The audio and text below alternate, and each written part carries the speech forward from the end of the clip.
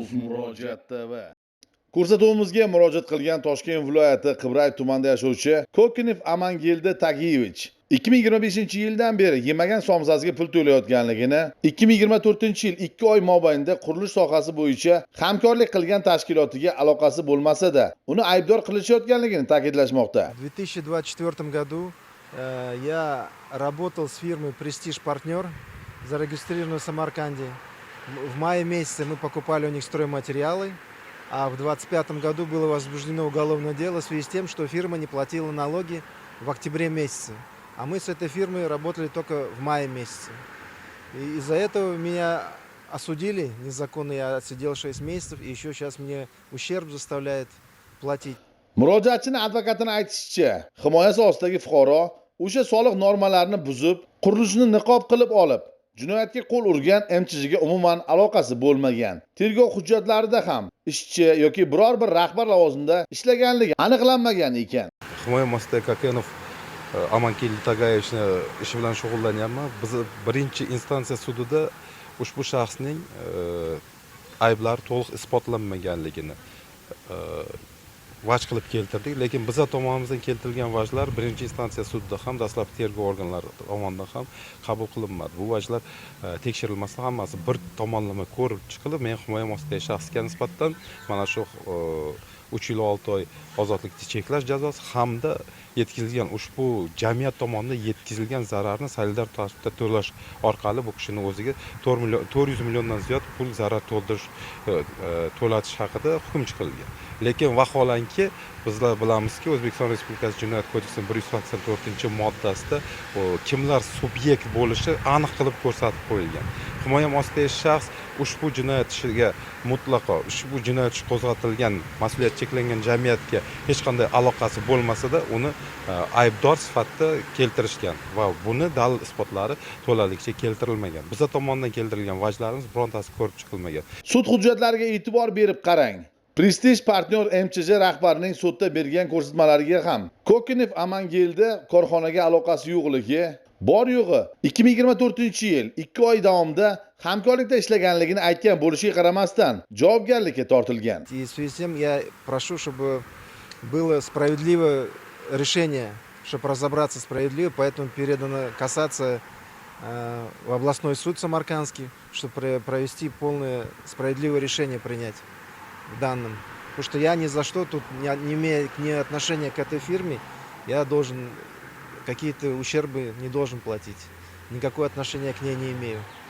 Xush, aslida murojaatchi qonunbuzar MChga qanday aloqasi bo'lgan? Там вообще числились в этом фирме или нет? Я не числился, отношения имею. Со стороны представителя покупателя. Мы покупатели официально заключили договор, я их свел, они сами заключили договор, заплатили официально, получили товар и все. А фирма фактически не платила в октябре месяце налоги. Из-за этого всех заставили, всех подтянули, заставили.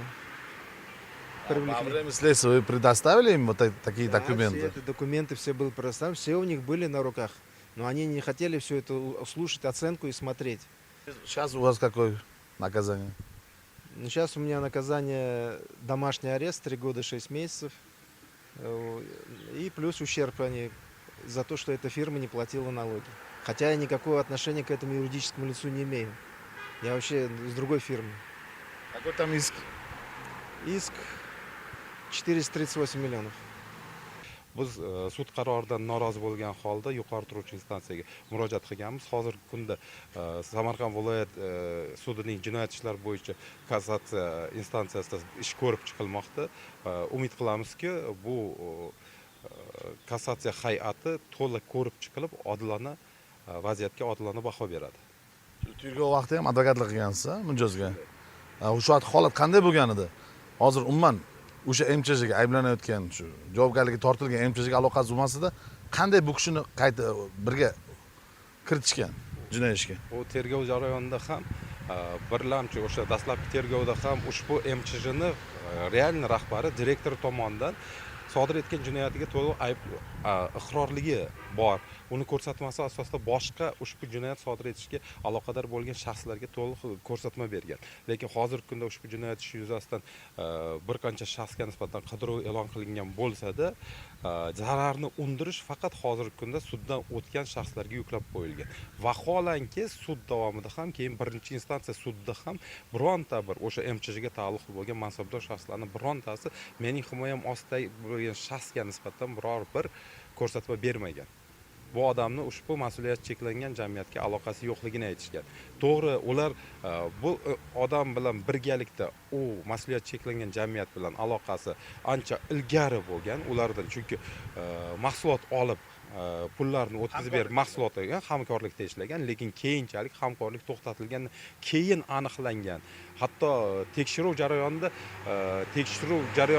muddatlar bilan bu odamning ishlagan muddatlari bir-biriga umuman mos kelmasligiga ham e'tibor berishmadi.